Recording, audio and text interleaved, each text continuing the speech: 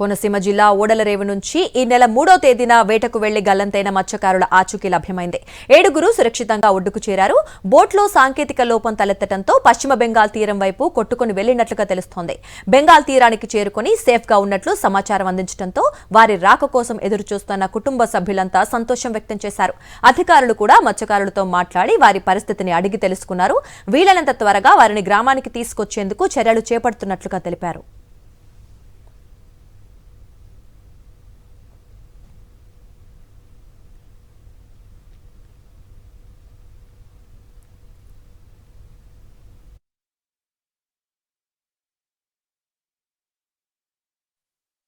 కలకత్తాలో ఉందండి బోటు, కానీ క్షేమంగా వస్తుందండి.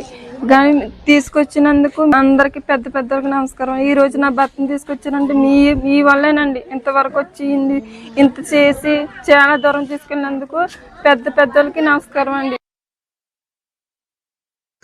మొన్న 3వ తారీఖున బోటు వెళ్ళటం, 2 రోజుల తర్వాత అది బోటు రిపేర్ రావటం, 23 రోజులు వాళ్ళు గల్లంత అయిపోవటం మాకు ఇబ్బంది అయిపోయిందండి. ఈవేళ కలకత్తా చేరుతున్నారని చెప్పేసి మాకు ఫోన్ వచ్చిందండి. 1 గంటలో వాళ్ళు కలకత్తా చేరుతున్నారు. రేపు ఎల్లుండిలో మా ఇంటికి వస్తారండి. మొత్తం అందరూ సపోర్ట్ చేసినందుకు చాలా ఆనందంగా ఉందండి.